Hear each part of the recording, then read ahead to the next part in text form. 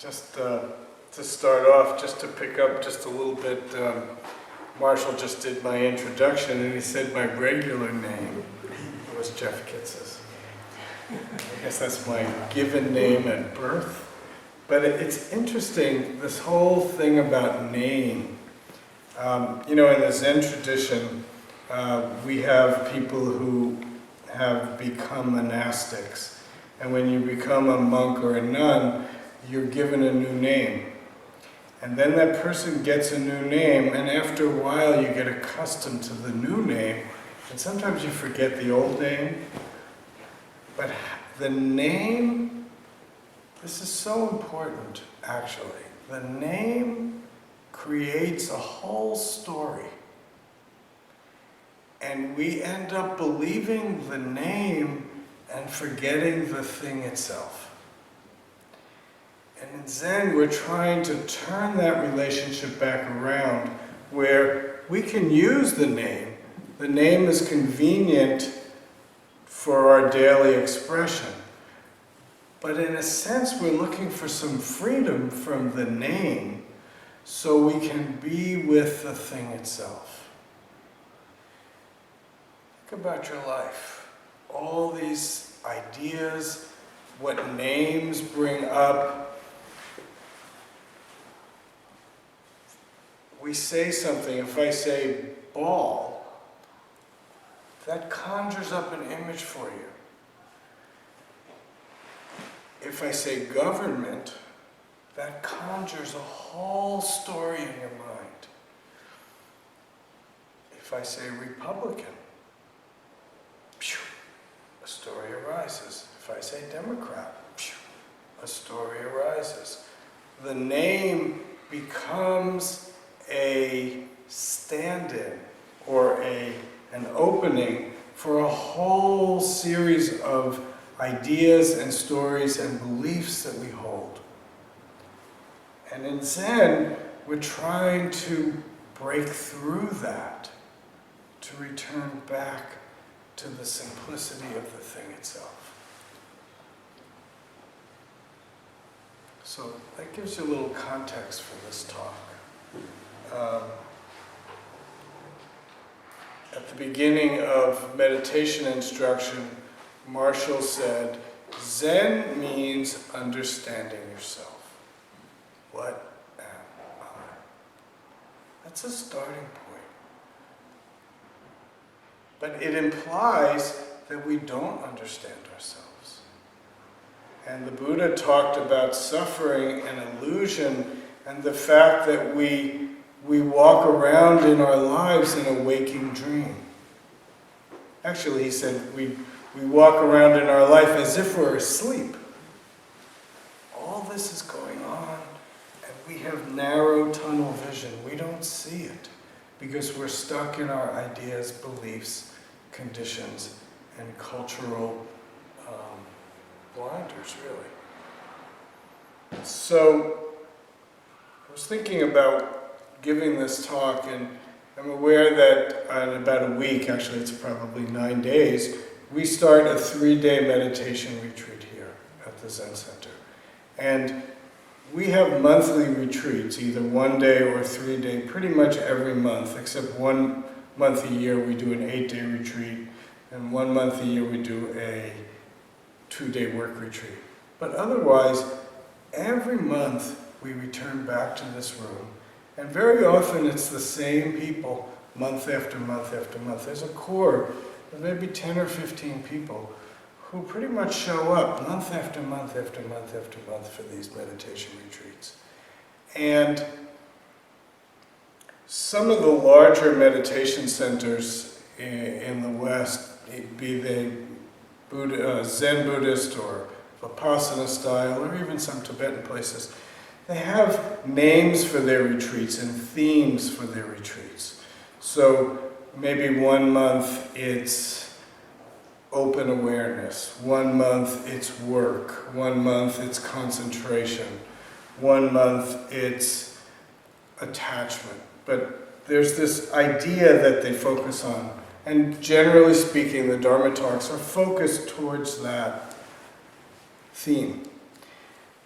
At Empty Gate Zen Center, we don't have themes for our retreats. We just have retreat. And there's something so basic. Just trying to figure out how to go into this. You know, everybody already knows the way to live their lives. Everybody already knows that kindness works. You know, the golden rule, do unto others as you'd have others do unto you. Everybody knows this. Really, cross cultures, as much as I can think of right now as I imagine this, the basics of how to organize, how to live a happy life are pretty much the same. Treat people with kindness. When you're treated with kindness, it generally opens you. Don't steal from other people. There's the 10 Commandments, there's the 5 precepts in Buddhism. All religions, all philosophical systems, they all really know the same truth. The problem is we can't do it. It's like as little children we understand. But as little children, if we're really paying attention, we realize we can't do it. Every schoolyard has a bully. There's always somebody who's going to rip you off if you're not careful. Be that in California, in New York, in Thailand, in Iran, go all around the world. It's the same problem. It's because human beings can't follow the very basic, clear, simple rules that would make us all happy. It's not that complicated. But we can't do it. The Buddha said we can't do it because we're blinded by desire, anger, and ignorance. Basically, that's the problem. We're blinded by these things, our desire and our anger, which is in many ways is the opposite of desire. We either want to grab things for ourselves or we want to push things away. And that rules our lives. And all the theoretical understanding about goodness and the best way to live and how to treat people, those are helpful, but they get trumped by our passions, by our desire, by our greed, by our anger, and by our ignorance. And really, I think it all comes down to our self-centeredness. So, I think they say there are 84,000 texts in Buddhism, and they're all helpful. If you read them, maybe you'll get something. But the problem is you'll be back in the same place you've been ever since you were a child. You already understand, you just can't do it. So we set up Buddhist practice, or I started with this idea of the meditation retreat. We set up these retreats because there's actually a way to do better at these very simple rules of life, if you will. But that means we have to know ourselves better. We have to be able to hold our feelings, our greed, our desire. We have to have a way to relate to these things without acting them out. Because even our best intentions don't stop us from doing things that we know are going to cause us problems. You know, how many times did your mother tell you, weren't you thinking? Didn't you know what you were doing? And you didn't. You didn't. I was talking with my wife yesterday. This is a little bit of an aside, but it somehow fits in. And somehow I was thinking of all the foods that I didn't like as a child. Actually, we were reviewing the day I became a vegetarian. I had moved to California, I was 21 years old, and for some reason, in my family, we ate salad, but we didn't eat any other vegetables. My mother did, but I guess my father didn't. And I started going over this strange list that I had of foods that I didn't eat. And then I moved into this Zen community, and one night I ate broccoli. And it blew my mind. It actually tasted good. And all my life I thought it was terrible. And then the next day, somebody had made bean chili. And I would never eat beans. And then suddenly, I ate the beans, and I thought, wow, these are good. Where did this idea in my mind come from that I didn't like them? And then I was talking about the fact that I didn't eat peanut butter as a child. And I went to summer camp for about 10 years, maybe 12. And the food was terrible. But at every meal, there was peanut butter on the table. And I actually love peanut butter now. But as a kid, I hated it. And I'm thinking, why? What didn't I like about it? What was it? And I came up blank. I had no good reason. What does it mean, I don't like it? I mean, think about a food you don't like. And we all have our own taste, of course, but why? What is it? And I think the point I'm trying to come to is that meditation is a simple process of finding out about ourselves, getting in touch with ourselves. I like to say sometimes that we make the container big enough that we can hold everything that comes, and then we can let it all go. So we're going to be sitting here in this room for 2.5 days, and Marshall gave a little bit of meditation instruction tonight, but really, once you do meditate, once you're sitting on the cushion and the chukbis hit, you're on your own. We give you some helpful advice on how to orient yourself towards meditation. And many of you in this room have done meditation for 10, 15, 20, 30, 40 years. So you know how to do meditation. But really, when you're actually practicing, you throw all of that away, because none of that really matters. All that matters in the moment that we're sitting here, can we hold our energy? Can we be with what is? Can we observe it? Can we watch it? Can we not get hooked by it and just be with it? And that practice puts us in contact with ourselves. It's not theoretical that we deal with this question, what am I? Or that we're responding to the Zen is understanding yourself. It's not a theoretical thing. It's we sit there and we observe. Some moments we have really nice feelings. Be there with it. What is it? Without getting lost or hooked into the concept of it, be with it. What does it feel like? What does it bring up? What do you do with it? And you just watch. And then, if you sit long enough, usually doesn't take that long, the feeling will switch. Or some other thought train will start coming through. And maybe it's a thought train that scares you. So you'll fall into some fear. Great. Then you get to sit with that fear. What is it? You observe it. You feel it in your body. You hold the energy. And if we can learn to hold the energy without having to do something about it, there's an opening of freedom there. Because then we're not being dragged around and enslaved by our desires and fears and concerns and attachments, but we have some freedom because we can have the experience and not do anything. Just be with it. So tonight we spent about 25 minutes breathing in and breathing out. You probably don't even remember all that came up for you in that 25 minutes. But our instruction really is be with it. And if we can be with it with awareness, we don't figure out the answer to that question, what am I? But it appears and we can see it.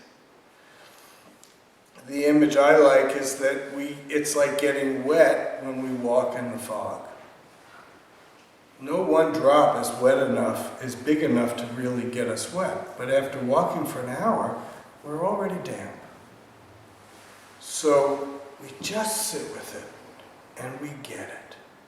And our energy, this process of breathing in and breathing out and being aware of that breath calms our energy. I imagine it as it brings our energy down. And in our style of Zen, we focus our breathing in our lower abdomen. And by focusing on that lower abdomen, we can bring the energy down and we can contain it. We don't get so lost in our thoughts and ideas about it, or even our feelings and fears and desires about it. We bring it down and we just hold it. What am I? Don't know. This don't know, it's not conceptual. It's open and curious and aware and alive and present. And we just be with what is. And for those of you who haven't sat for a day or 2 days or 5 days or 10 days, what you find after you sit with it for a while, it can be very physically demanding. But there's an amazing variety of things that come and go. And our job is to sit here and be with it. And what I'm trying to suggest here is that by doing that, that's all. Not figuring it out, not trying to make sense of it, not hoping to be a better person, although all those things may be part of what comes up and that we have to be with. Just being with our experience trains us to hold things and not get sucked in by them. And that's a prerequisite to freedom. We lose our freedom by grabbing onto things, being sucked into them, and losing ourselves. We regain our freedom when we unhook. And in a simple way, we train for that.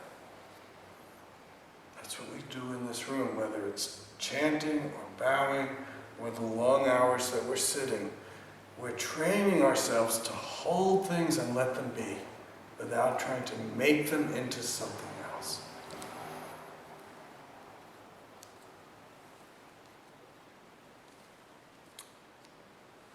And then there's the rest of our lives. A few weeks ago I talked a little bit about this, and I just want to spend a few more minutes talking about it again. There was a phrase when I was in Mexico a few weeks ago teaching. I was teaching in a Zen center that's in a bit of a different tradition than ours here. And all Zen traditions have what we call the 4 great vows. And in our tradition, the third vow is, the teachings are endless, we vow to learn them all. In this Zen center, it was in Spanish, so I'm now translating it back to English. It was, Dharma gates are endless. We vow to enter them all. When I compare the two, the teachings are infinite, we vow to learn them all, that's kind of a dead phrase to me. First of all, teachings implies intellectually understanding something. Dharma gates implies the aliveness of the moment. If I can give a definition to Dharma gate, it's this moment. Each moment is a Dharma gate. Each moment is a gate into our true nature and the expression of that nature in the world. Think about how many different things happen today for you. Maybe you can't say it's infinite, because you could probably count them, but none of us could really count them. There are so many, and it's just one day. Each thing, each moment, whether it be a thought, an experience relationally, or something by ourselves. Probably many of us went to work today. We had a lot of different things we had to cope with and deal with. Each moment is that Dharma gate. And our vow as Zen practitioners is to live it, is to enter into the moment and bring our intention of awakeness and aliveness to that moment. And use the situation to bring wisdom and compassion to the moment. So Zen actually gives us an intention of how to meet the experience of our lives. And the intention is to be there, to not be self-centered, to widen the circle of what needs to be nurtured, and then to do it, to nurture it, so that when the moment is over, life has been enhanced. There's more wisdom and compassion rather than greed, desire, and my self-centeredness that's being expressed. Does that make sense? But again, I started from, that's easy to say, much more difficult to do. I mean, think of relationship. Think of being with the person you love the most in the world, but your self-centeredness gets in the way, and you start getting angry, or start trying to grab something for yourself at the expense of someone else. And that may be the person you love the most, let alone people that you don't care that much about. So we have this practice to get to connect with ourselves, to, sometimes we say, become one. We have so much energy that's going out and lost in so many ways. And we come into this room to bring the energy down and just be with it. And that gives us the wisdom and compassion to enter the Dharma gate and to make choices. Like I said at the beginning, even little kids know what the right thing to do is. They just can't do it. We're not that different. We hide it a little better. That's all. Kids are more transparent than we are. But if we can contain our energy and be it without having to do anything, then when we're actually called to do something, we can have the open-heartedness, the clarity of mind, we've learned to contain our grasping some. So we're not always out to satisfy ourselves, but we can, as we talked about with Kwanzaa Bosal chanting, we can actually hear the cries of the world and respond to it, rather than try to close it off because that gets in the way of what I want. I'm not so driven by what I want. I'm more open to connect and respond to the world around me. Questions? Comment? Anything anybody wants to talk about? Wow. Let's start with Carrie. I have a question about wisdom. It's actually a question about wisdom teeth. I missed that. Wisdom teeth. Wisdom teeth? Yeah, I think Pull I have to have 4 pulled out tomorrow morning. them. You got to speak a little Oh, louder. I'm sorry. I have to have 4 wisdom teeth pulled out tomorrow morning, and I'm having a hard time containing my energy because I'm a little bit freaked out about it. I was wondering if you had any advice for working with pain in meditation. Your problem isn't pain. You don't feel any. Do you feel pain right now? So pain isn't your problem. It's anticipation of pain that's your problem. So right now, all you need to do is let go of your idea of what's going to happen. You already know that's not what it's going to happen anyway. Maybe. Just bring your energy down. Obviously, you know you've got to get them pulled.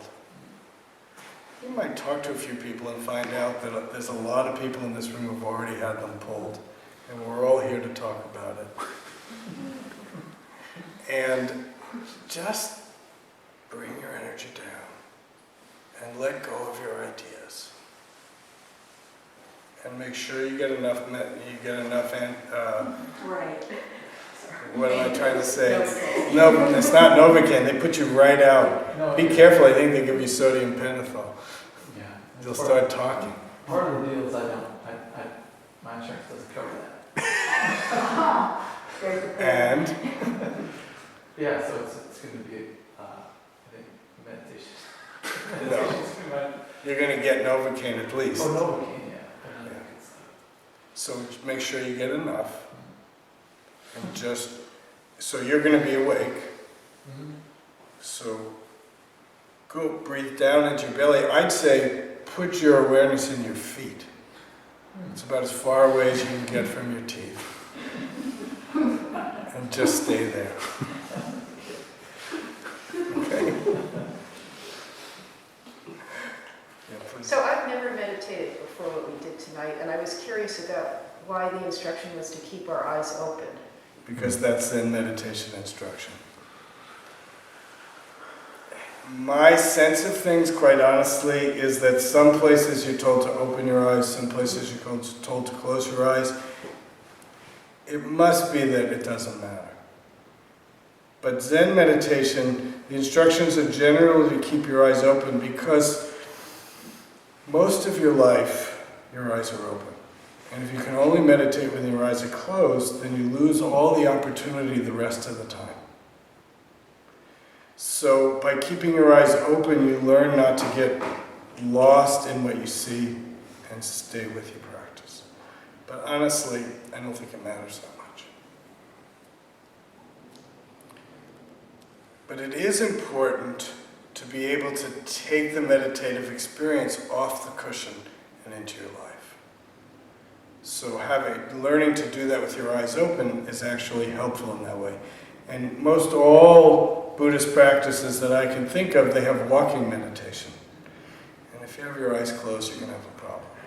So it's training to be able to focus, bring your energy inward, and also stay connected to the outside world. One of the problems with eyes closed, I find, is that it's easier to dream and get lost in the dream. That the eyes open kind of helps come back. And over the years, my eyes more and more tend to drift towards closing. But I'm also aware, I try to keep them, it may look like my eyes are closed if you're looking at me, like even now, I can see my hands here. So I leave them a little bit open, it lets some light in, and it keeps me connected more with the world. Okay. Sorry. Thank you for your talk. A few weeks ago I wandered into a bookstore and I picked up a book about Zen. It's a long story, but there was a part that really caught my eye. And there the author, who had a Japanese Zen master, goes in for an interview. And they'll tell him specifically, do not ask any psychological questions. Do not ask any questions about personal problems. Mm-hmm. So this is this question about relationship between Zen and psychology. I wonder if you could comment on why a Zen master would want to hear about personal problems. Yeah. First of all, those of you who practice with me know that's not my style. So I happen to be a psychotherapist, so it'd be tough for me to pull that off. But if I can imagine where this Zen master is coming from, it's very easy for us to get lost in the story. We all have a story about our life, what our parents did to us, what happened as a child. Most of us, or many of us at least, have some really difficult traumatic experiences that we've been coping with. And in that coping, we've created patterns, ideas, beliefs, and we hold them very strongly. And in Zen, we're trying to shake ourselves out of our story so that we can experience life with some freshness, some vitality, some spontaneity. And Some teachers feel that if they indulge the story, people will never get out of it. You just keep sustaining your story with new ideas. Everything gets referenced through the story, so you can't see what's right in front of you. I think a lot of ways the Kangan practice that we do is a way of jumping out of the story into something that's not personal. I think that's, in our system, that's how we handle that. So when you come in for an interview with me, I'll often say, any questions, anything you want to talk about, and people often bring up the story of their life. And we try to look at it through the lens of practice and see how we can use our practice to free ourselves from those dilemmas. And then when we're finished with that, we go into what we call Kangan practice, which Japanese style you call koan practice. These are known as non-rational questions that our rational mind isn't equipped to handle. And once we get into that, then it's not personal anymore. Then we're kind of jumping out of the story and trying to simply see, hear, smell, taste, and touch, without spinning a story about it. Because you see, that's the whole problem is, and I've said it in a few different ways tonight, but it's very hard to get at. We live in the story that we spin, and we miss life. We're so lost in our explanation and our protection. We separate ourselves to protect ourselves. Sometimes experience is too much. So we have ways of pulling back and analyzing and softening, and I can't get much farther back. We're trying to get away from things, and we use the story to do that. So we want to pierce that to be able to experience the moment right now. Okay? Thank you. If you take the context of a Dharma gate, then the situation in your life, or even the story, is an opportunity to wake up. So you can use anything. I'm tired. That's an opening. Who's tired? What does that mean to be tired? What's the experience of being tired? Look at it, feel it, be with it. And when you do that, it seems to me you very quickly see that what you think it is not what it is. But if you don't examine your story, you're locked in it. Once you start to examine that story, very often you'll find that the story isn't the truth. It's just the story you're telling yourself. That opens freedom.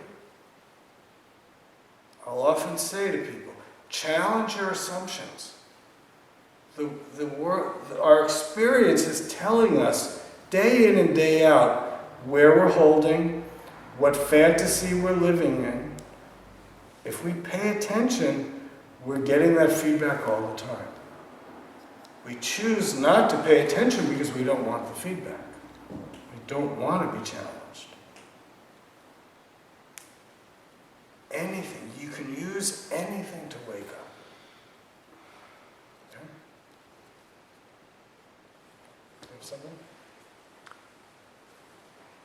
You said the Dharma gate is the present moment. And what's an empty gate?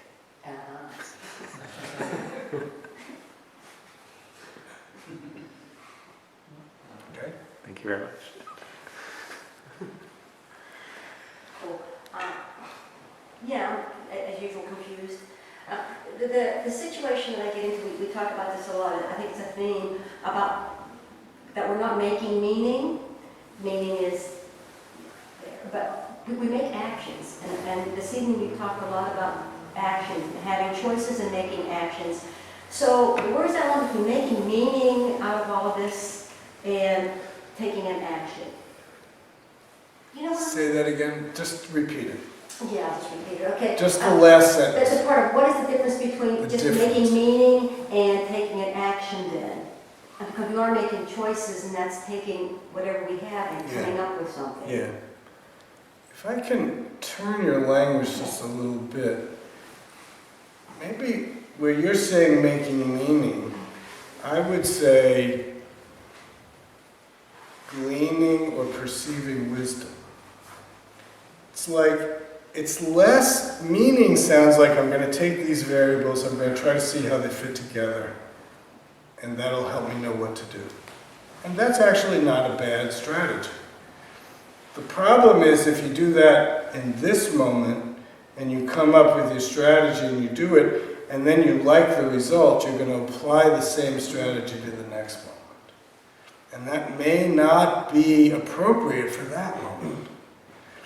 So the trouble with meaning is we take it as like a long-lasting truth, rather than a momentary evaluation of the situation. So I think what you're taking from my talk is more the first, where you take in what is the situation? What's really going on right now? To really be able to see that, we got to let go of a lot in order to clearly see. Because our eyes, if we're just using the image of seeing, our eyes are shielded by all of our ideas and beliefs and fears and opinions and history and all the rest. So what we think we're seeing, we're not really seeing. So seeing clearly is the first step, but it's probably the hardest step, because we've got to let go. So, but we do need to gather the information. What is happening right now? And then we look at, where do I fit in to this situation? And by clearly seeing that, we can get a sense of what to do. But the difficulty with meaning is its idea, rather than a live experience. Does that touch it? Yeah, thank you very much. Anybody else? Question or comment? Close to the end, but we have time for one or two more. Meditation is becoming very popular, and I was just reading about how there are all these apps now for meditation practice, meditation instruction, daily meditation, and it's difficult for me to, I guess, understand. Is there a context in which meditation can actually be harmful in this arena of trendiness, especially when it's aligned with profit? Yeah.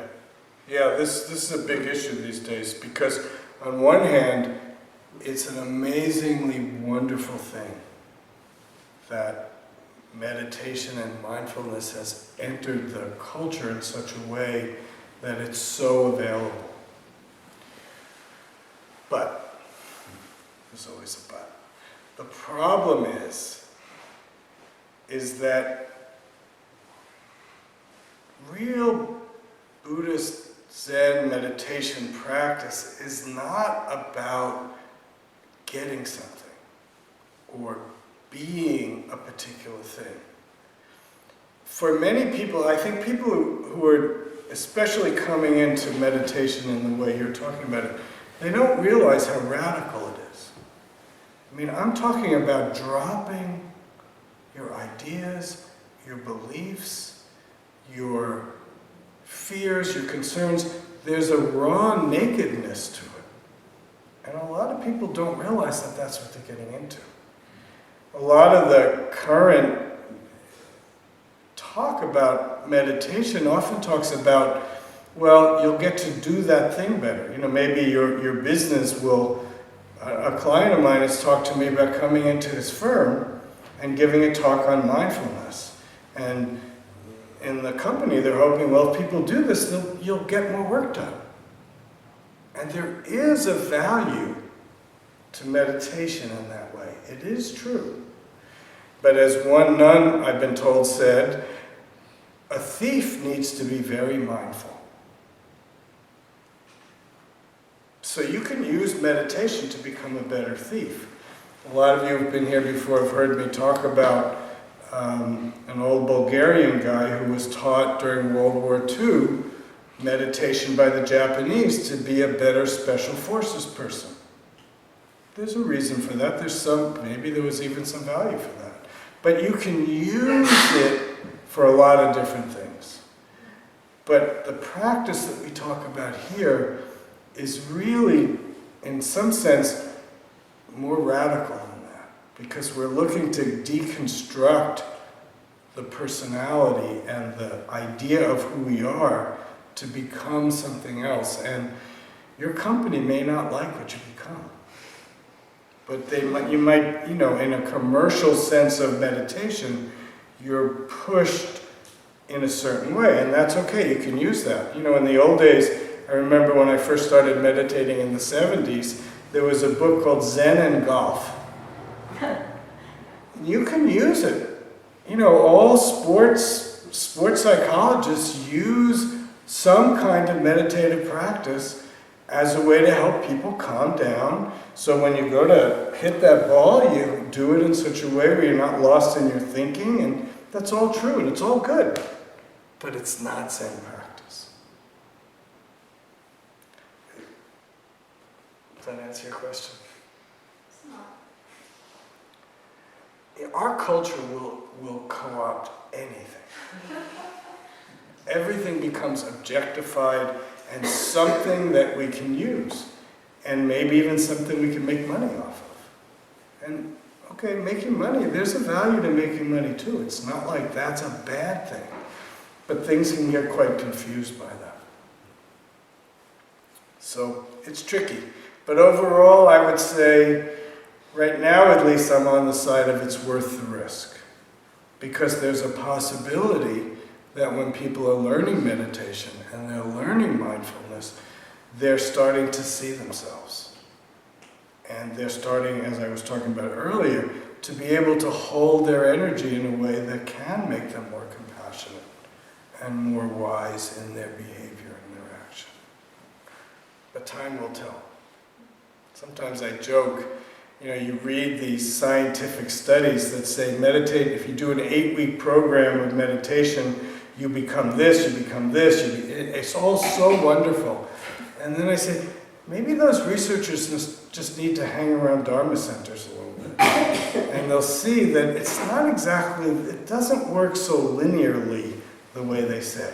So maybe they can measure your brain and see that your gray matter, you've increased your gray matter. But then what? I remember years ago, Zen Master Bon Soeng, who was the founding teacher of our group, he told us the story that somebody asked him, they wanted him in a scientific study. And this was the 70s, so I think it was EEG that they were going to use.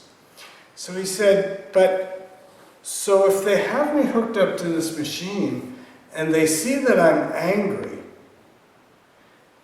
they won't know why I'm angry. And so if you think meditation, if the purpose of meditation is to be less angry, you've missed an important point. He would say, why do that? We can use anything to help this world. So you can look at anger and you can see anger, but you don't understand the motivation, where it's coming from, or what it's being used for. And we run the risk of we're always separating things into good and bad, right and wrong. And it's very easy for us to say, anger is bad, generosity is good. But we all know plenty of people who are generous to a fault, that are giving everything away and it's inauthentic. Or some people can have, anger is a double-edged sword, so it's a difficult tool to use. But sometimes that anger is the best tool for that situation. So none of this is a prescription, you should be this way rather than that way. Find out for yourself. What's your experience? If you've just gone through a moment of anger, how was it for you? What was the result? Check it out for yourself. You don't read a book and say, I should do this and I shouldn't do that. We use our experience to find out for ourselves.